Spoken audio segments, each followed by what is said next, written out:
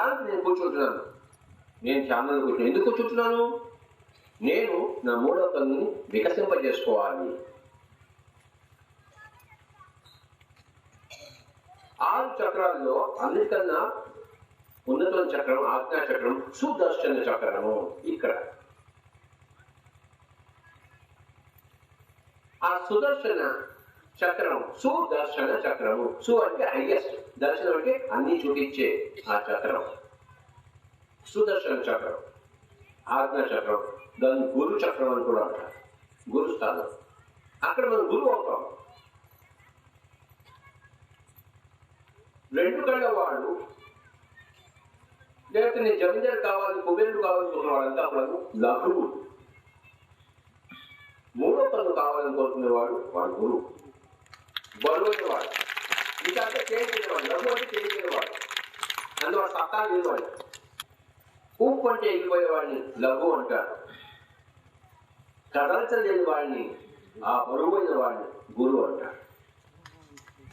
కనుక నేను ఆ గురువు ఎలా అవుతాడంటే, ఎవరైతే 3వ కన్నుని సంపాదించుకుంటాడో వాడు గురువు అవుతాడు, ఇంకొకడు వాడు.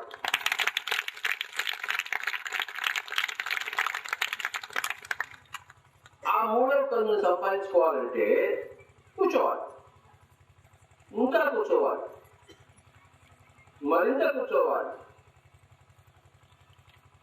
ఒళ్ళు నొప్పులు వస్తే కాసేపు లేచి అటు ఇటు తిరిగి మళ్ళీ కూర్చోవాలి. ఇవాళ కూర్చోవాలి, రేపు కూర్చోవాలి, రేపు కూర్చోవాలి, ఎల్లుండి కూర్చోవాలి, అది వచ్చేంత వరకు కూర్చోవాలి.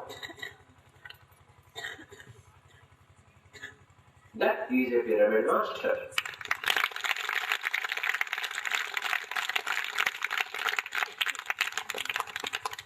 మొగుడు తిడుతూ ఉంటాడు, కొడుతుంటాడు, అయినా మొగుడిని పక్కన పెట్టి నేను ధ్యానం చేయాలి. పెళ్ళాం నెత్తి మీద కాఫీ పోతుంటుంది, అయినా పెళ్ళాన్ని పక్కన పెట్టి నేను ధ్యానం చేయాలి. చుట్టుపక్కల వాళ్ళంతా కూడా దుయ్యబడుతున్నారు, ఎగతాళి చేస్తున్నారు, ఏడం చేస్తున్నారు, నవ్వుతున్నారు, వాళ్ళందరినీ పక్కన పెట్టి నేను ధ్యానం చేయాలి.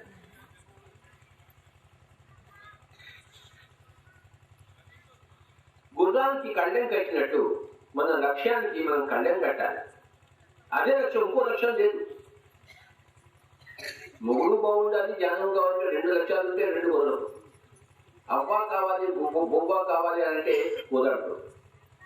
అవ్వ ఎలా అయినా పర్వాలేదు, నాకు బొవ్వ కావాలి, బొవ్వ అన్నదైనా పర్వాలేదు, నాకు అవ్వ కావాలి అని ఒకే లక్ష్యం. గుర్రానికి కళ్యాణం కట్టినట్టు మన లక్ష్యానికి కళ్యాణం కట్టాలి. మొగుడికి ఎన్నైనా అవమానం సంపాదించినాం, మొగుడు పక్కన పెట్టేద్దాం, నేను ధ్యానం చేయాలి.